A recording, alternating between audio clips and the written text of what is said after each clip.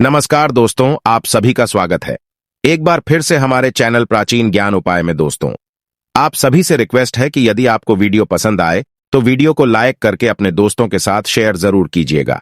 आइए वीडियो शुरू करते हैं। दोस्तों, सावन के इस पवित्र महीने के किसी भी सोमवार के दिन शिवलिंग से उठा लाना ये गुप्त चीज भगवान भोलेनाथ के आशीर्वाद से जीवन के समस्त कष्टों से मिल जाएगी। आपको मुक्ति आपके जीवन में होगी, धन की वर्षा बन जाओगे आप करोड़पति। शिव के आने का आगाज ब्रह्मांड के कण कण में हो चुका है। आपको बता दें, सावन का समापन 31 अगस्त 2023 को होगा। सावन का पवित्र महीना भगवान भोलेनाथ को समर्पित होता है। कहा जाता है कि इस पवित्र महीने में जो भी भगवान भोलेनाथ की सच्चे दिल विधि विधान से पूजा पाठ करता है, भगवान भोलेनाथ उसकी हर मनोकामना को पूरा कर देते हैं। लेकिन दूसरी तरफ अगर कोई व्यक्ति शिव पुराण के अनुसार सावन के इस पवित्र महीने के किसी भी सोमवार के दिन शिवलिंग से यह गुप्त चीज उठाकर लाता है और अपने घर पर स्थापित कर देता है, जिसके बारे में हम आपको इस वीडियो में बताने जा रहे हैं, तो कभी भी उस व्यक्ति के घर में धन दाने की कमी नहीं होती है। उस व्यक्ति को अपने जीवन के समस्त प्रकार के दुखों से तो मुक्ति मिलती ही मिलती है। उस व्यक्ति की कोई भी मनोकामना होती है वो भगवान भोलेनाथ के आशीर्वाद से पूरी हो जाती है। दोस्तों, सावन के इस पवित्र महीने में आप ये देखेंगे, जितने भी शिव भक्त होते हैं वो भगवान भोलेनाथ की भक्ति में लीन हो जाते हैं। जितने भी शिव भक्त होते हैं वो भगवान भोलेनाथ की विभिन्न विभिन्न प्रकार से पूजा पाठ करते हैं। भगवान भोलेनाथ के सामने उपाय करते हैं, जल अर्पण करते हैं, शिव जी को मीठा भोग लगाते हैं तथा कबाड़ यात्रा आरंभ करते हैं ताकि भोले बाबा का उनको आशीर्वाद मिल सके। और सावन के इस पवित्र महीने के प्रत्येक सोमवार का अपना अपना विशेष और खास महत्व होता है। कहा जाता है, सावन के प्रत्येक सोमवार के दिन अगर कोई भी व्यक्ति भगवान भोलेनाथ के लिए व्रत रख ले तो भगवान भोलेनाथ की कृपा उस पर ऐसे बन जाती है जिसके बाद उस व्यक्ति के जीवन में उसका काल भी कुछ नहीं बिगाड़ पाता है। भगवान भोलेनाथ के आशीर्वाद से उस व्यक्ति के जीवन में एक सकारात्मक और चमत्कारिक बदलाव आता है और वो व्यक्ति जिसका कार्य को भी शुरू करता है उस कार्य में उसको सफलता प्राप्त होती है। लेकिन अगर आप सावन के पवित्र महीने की प्रत्येक सोमवार को भगवान भोलेनाथ के लिए व्रत नहीं रख सकते हैं और शिवलिंग से ये गुप्त चीज उठा करके लाते हैं और अपने घर पे स्थापित कर लेते हैं, जिसके बारे में हम आपको इस वीडियो में बताने जा रहे हैं, तो दोस्तों मान के चलिए आपके घर में कभी भी धन धान्य की कमी नहीं होगी।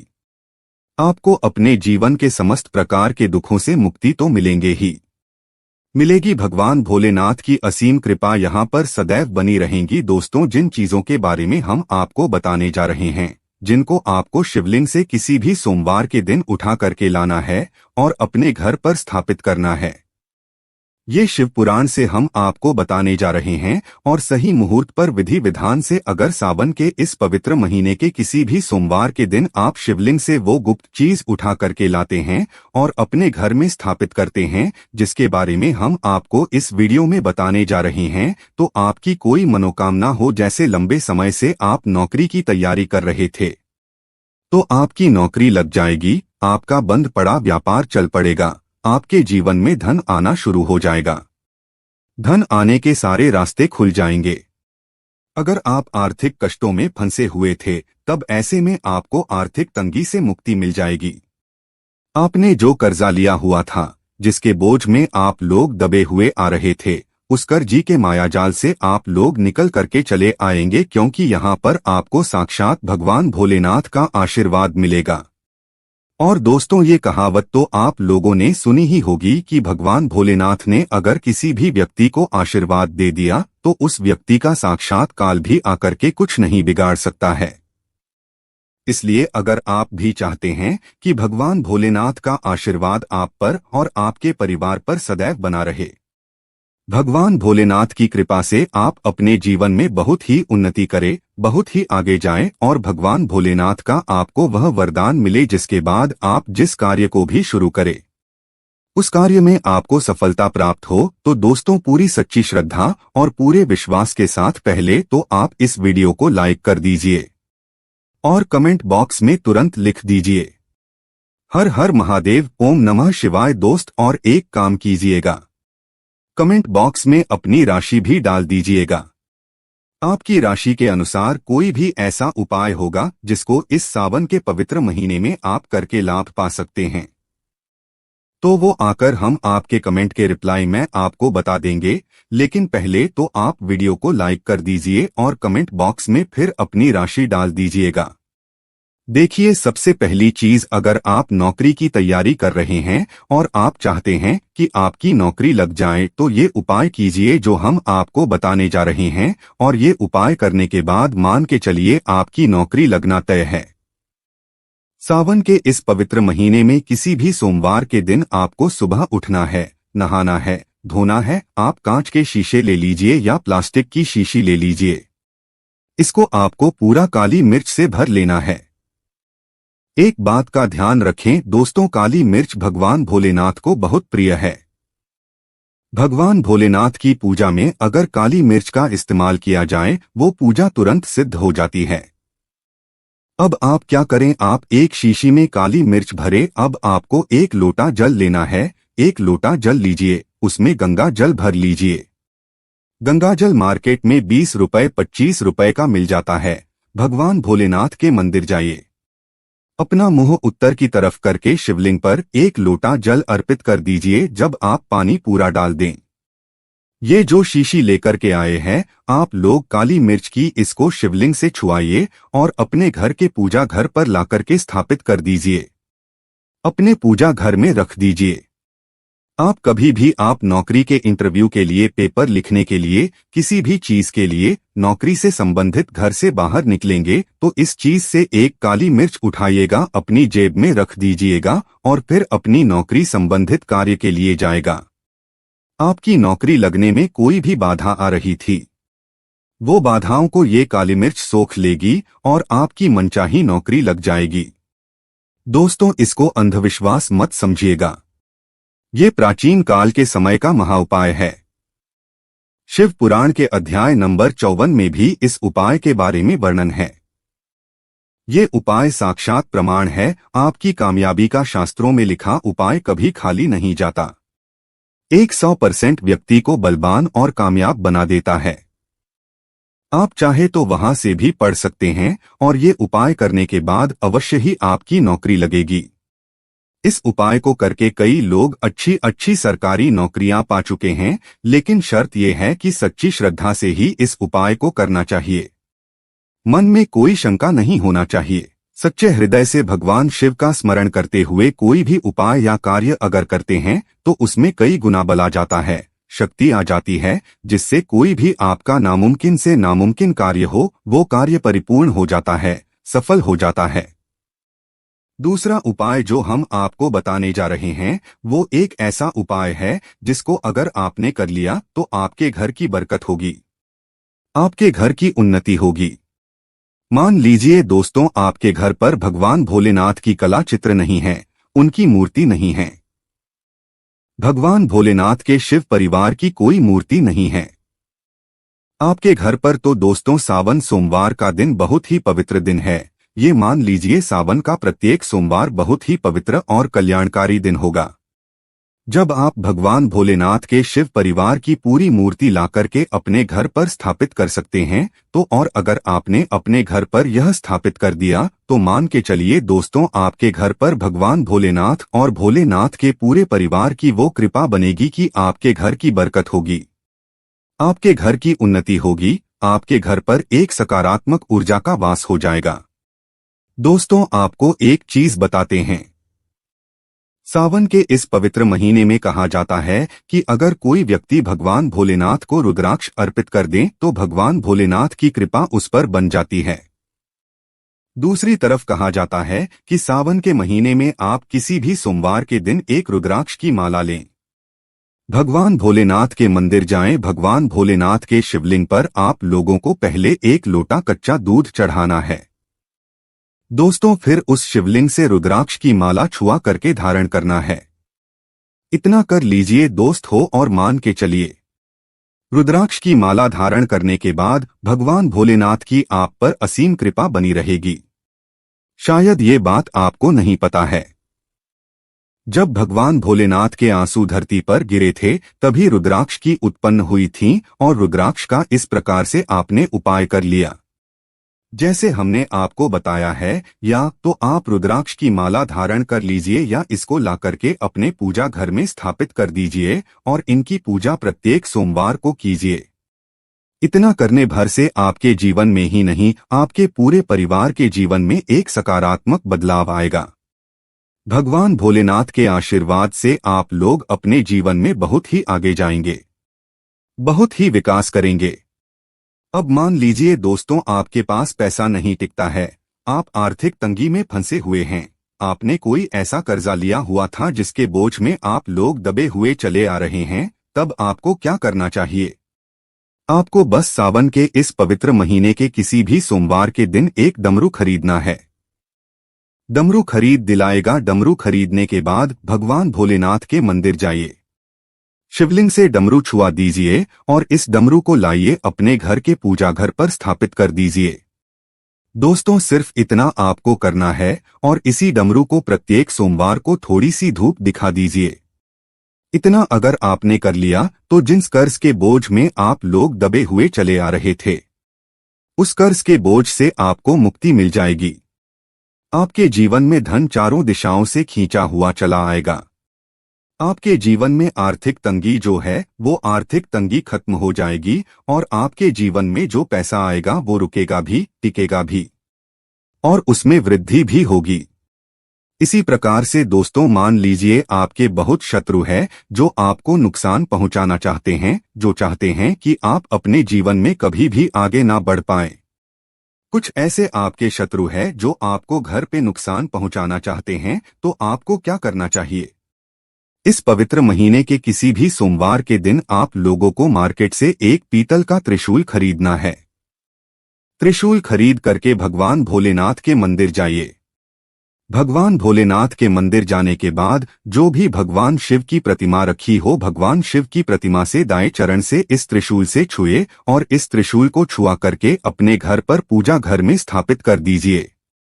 दोस्तों, आपके लाखों शत्रु आपके खिलाफ खड़े हो, वो आपका एक बाल भी बांका या आपका बाल भी नहीं तोड़ पाएंगे, क्योंकि हम आपको वीडियो के शुरुआत में ही बता चुके हैं। यदि भगवान भोलेनाथ ने किसी को एक बार आशीर्वाद दे दिया तो उसका साक्षात काल भी आकर के कुछ नहीं बिगाड़ सकता है। इसी तरीके से दोस्तों, मान लीजिए आपके पीछे आपका दुर्भाग्य पड़ा रहता है, आप इस चीज को लेकर के बहुत ही परेशान रहते हैं, उखड़े उखड़े से रहते हैं। आप चाहते हैं कि आपका दुर्भाग्य हमेशा के लिए आपसे दूर चला जाए, तो सावन के पवित्र महीने के किसी भी सोमवार के दिन आप लोग 2 मोर पंख खरीद करके लाइए और अपने घर के पूजा घर पर किसी भी ग्रंथ में दबा करके रख दीजिए। कहा जाता है कि सावन के इस पवित्र महीने में मोरपंख ला करके घर में रखा जाए तो इससे आपका भाग्य उदय हो जाता है। आपका दुर्भाग्य हमेशा के लिए आपको छोड़ करके चला जाता है और अपने जीवन में आप बहुत ही आगे चले जाते हैं, बहुत ही सफल हो जाते हैं। दोस्तों, जो कालसर्प दोष होता है वो भी समाप्त हो जाता है। कालसर्प दोष जब व्यक्ति पर लग जाता है तो व्यक्ति का बुरा हाल हो जाता है, नवग्रह खराब हो जाती है, शनि दोष लग जाता है, कर्ज दोष भी बढ़ जाता है। इसीलिए मोरपंख अपने किसी भी ग्रंथ में दबा करके अवश्य रखें। दोस्तों, तीसरा उपाय है, शिवलिंग पर अगर दुर्बा घास अर्पित की जाए तो भगवान शिव आपको धन दौलत से मालामाल कर देते हैं। शिव परिवार सहित आपके ऊपर कृपा बरसती है। भगवान गणेश सुख समृद्धि से आपको परिपूर्ण कर देते हैं। आपके घर में कभी भी पैसों की धन दौलत की कमी कभी नहीं होती, गरीबी कभी नहीं आती, गरीबी भूल जाती है आपके घर का रास्ता। दोस्तों, अब जान लेते हैं सावन सोमवार के व्रत में क्या खाना चाहिए और क्या नहीं खाना चाहिए।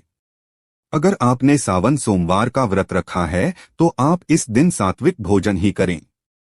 ये निर्जला व्रत नहीं होता, इसलिए इस व्रत में नमक से बनी चीजें खा सकते हैं।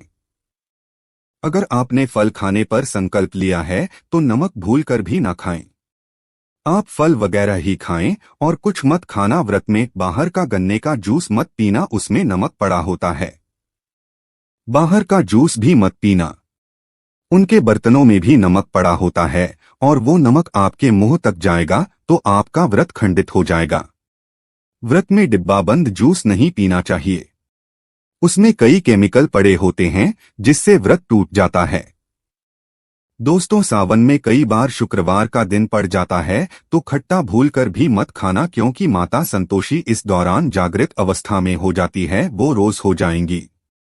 इस दिन आप पानी, पूरी, इमली की चटनी वगैरह खट्टे फल वगैरह जाने अनजाने में भी मत खाना, क्योंकि इससे माता संतोषी क्रोधित हो जाएंगी। एक बार माता संतोषी रुष्ट हो गई तो आपको जिंदगी भर कष्ट भोगना पड़ेगा। माता रानी भोली है, पर सावन के महीने में जो भी शुक्रवार के दिन खट्टा खाता है उसे परेशानी और माता के क्रोध का सामना करना ही पड़ता है। सावन में साधारण नमक फलों पर लगाकर या अमरूद के बीच में भरकर भूलकर भी नहीं खाना चाहिए। आप नमक फलों पर लगाकर खा सकते हैं। सावन के व्रत में चाय आप पी सकते हैं, लेकिन चाय में नमक मत डालना, इससे हड्डियां गल जाती हैं।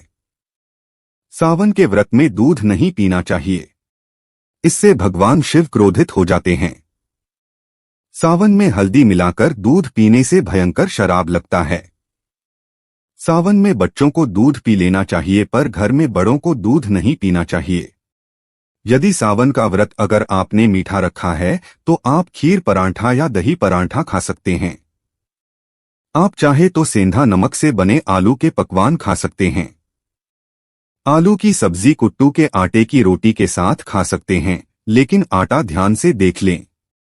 पुराने आटे में कीड़े पड़ जाते हैं जिससे आपका व्रत खंडित हो सकता है। व्रतधारी को सावन सोमवार के व्रत में आटा, बेसन, मैदा, सत्तू, अन्य और अनाज का सेवन नहीं करना चाहिए। इसके अलावा अन्य किसी भी व्यक्ति को मांस, मदिरा, लहसुन, प्याज इत्यादि का भी सेवन नहीं करना चाहिए। वहीं व्रत रखने वाले व्यक्ति को धनिया पाउडर, मिर्ची पाउडर, सादा नमक का सेवन भूलकर भी नहीं करना चाहिए। सावन में चाहे आपका व्रत हो या ना हो, किसी भी व्यक्ति को कड़ी पकौड़ा नहीं खाना चाहिए, और वही पत्तेदार सब्जियां पालक, मेथी, लाल भाजी, बथुआ, पत्ता गोभी जैसी सब्जियां या साग सब्जियां भूलकर भी नहीं खाना चाहिए। ये जहर के समान मानी जाती है। इसमें कीड़े आ जाते हैं, सांप, बिच्छू वगैरह आ जाते हैं, और जो भी व्यक्ति सावन में बैगन की सब्जी खाता है उस व्यक्ति को घोर पाप लग जाता है। इसी कारण लोग द्वादशी और चतुर्दशी पर बैगन नहीं खाते। पत्तेदार सब्जियां क्यों नहीं खाई जाती? इसके पीछे एक कथा है, मैं आपको बताऊंगा। दोस्तों, सावन के पवित्र महीने में कौन सी गलतियां नहीं करना चाहिए? ये गलतियां पाप का भागीदार तो बनाती ही हैं, साथ ही साथ ऐसा व्यक्ति नरक में अटका रह जाता है। सावन में घर के सभी लोगों को सुबह जल्दी उठना चाहिए और जितना जल्दी हो सके कम से कम पहला सावन स्नान अवश्य करें। परिवार में सबको स्नान करना चाहिए। यदि कोई बीमार है तो उस पर गंगाजल के छींटे मार दे। सावन में किसी भी गरीब का अपमान ना करे, क्या पता उस गरीब के रूप में भगवान शिव हो, क्योंकि भगवान शिव सावन में अपने भक्तों की परीक्षा लेने आते हैं। सावन में देर तक सोने वाली महिला का पति बर्बाद हो जाता है और उसकी मृत्यु निकट भविष्य में जल्दी हो जाती है। इसलिए पति के उठने से पहले सावन में हर स्त्री को जल्दी उठ जाना चाहिए और भगवान शिव की पूजा करनी चाहिए। सोमवार व्रत आपको अवश्य करना चाहिए। ऐसा करने से धन लक्ष्मी का वास होता है। सावन में पति पत्नी को सहवास नहीं करना चाहिए। अगर आपने व्रत रखा है या आपकी पत्नी ने व्रत रखा है तो आप दूरी बनाकर रखें, क्योंकि इस दौरान भगवान शिव की शरण में होता है। ऐसा व्यक्ति सावन में घनघोर काले वस्त्र पहनकर शिव मंदिर में नहीं जाना चाहिए। चाहे तो आप घर में काले वस्त्र पहन सकते हैं, लेकिन मंदिर में भूलकर भी मत जाना और ना ही व्रत में काले वस्त्र पहनना चाहिए। वैसे तो सावन में लहसुन, प्याज नहीं खाना चाहिए, और यदि आपका व्रत है तो उस दिन पूरे परिवार को लहसुन, प्याज से परहेज करना चाहिए।